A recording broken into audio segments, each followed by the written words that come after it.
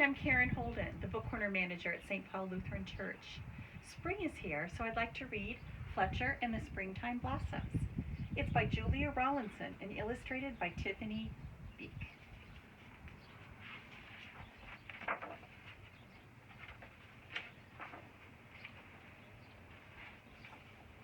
The woods were full of the chirping, bustling, sing-song sounds of spring.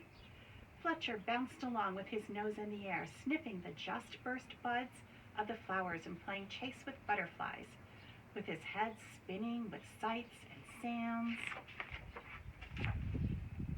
He tumbled happily down the hill into the sunny orchard, but when he picked himself up from the ground, he couldn't believe his eyes.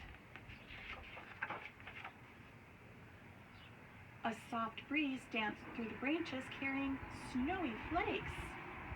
Snow so late in spring, thought Fletcher. It will be too cold for the buds and butterflies. There's no time to lose. Looking for someone to tell, he trotted back up the hill and passed a pair of birds, cooing on a branch. You've flown to your summer home too soon, Fletcher cried. I've been down to the orchard and there's some more snow on the way. Then we should fly back south, they called. But first, we must tell Porcupine. He's just come out of his bed of leaves. He needs to snuggle back down or he'll freeze. Fletcher and the birds found Porcupine stretching and scratching. There's snow on the way, panted Fletcher. I saw it in the orchard. It will be too cold for the butterflies. The birds will need to fly south, and you must hide away. Then I should crawl back into my bed, snuffled Porcupine sadly. But first we must tell Squirrel that he needs to hunt for food. He's eaten his winter store of nuts. He'll need to find some more. Fletcher, the birds, and Porcupine found Squirrel scampering after sunbeams.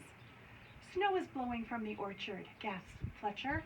It will be too cold for the butterflies. The birds will need to fly south.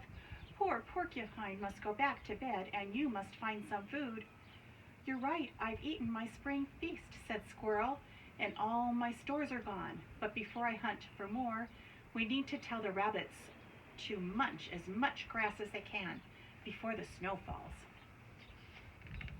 Fletcher, the birds, Porcupine, and Squirrel hurried off again. The rabbits were rolling down the hill next to their burrow. Stop playing, cried Fletcher. There's snow blowing in from the orchard. It will be too cold for the butterflies. The birds will need to fly south. Poor Porcupine must go back to bed.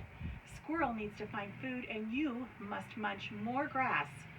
Before we eat, said the rabbits, staggering dizzily to their feet. Let's go and play in the snow. So the rabbits hippity-hoppity roly-plopped down the hill through the woods.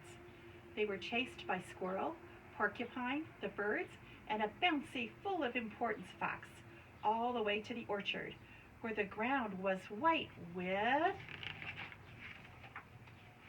blossoms. Blossoms bobbing in the branches, blossoms blowing in the breeze, blossoms blanketing the ground, and not a snowflake to be found. Those are blossoms, not snow, you foolish fox, the animals cried. Fletcher blinked and rubbed his eyes, feeling very silly. But then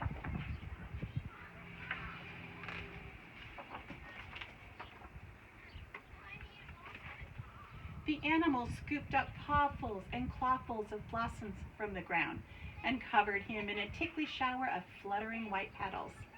Fletcher and his friends ran and played between the trees until at last they all collapsed in a blossomy, soft, white heap. Then the birds fluttered back to their branch with beaks full of blossoms to line their nest. Porcupine snuffled off up the slope, his quills dotted with tiny white petals. Squirrel went chasing up and down trees after snow-white petals dancing in the breeze. And the rabbits bounced back up the hill with blossoms to brighten their burrows. But Fletcher just lay smiling in his soft bed of petals. watching the blossoms, branches bobbing overhead. The end. Happy spring.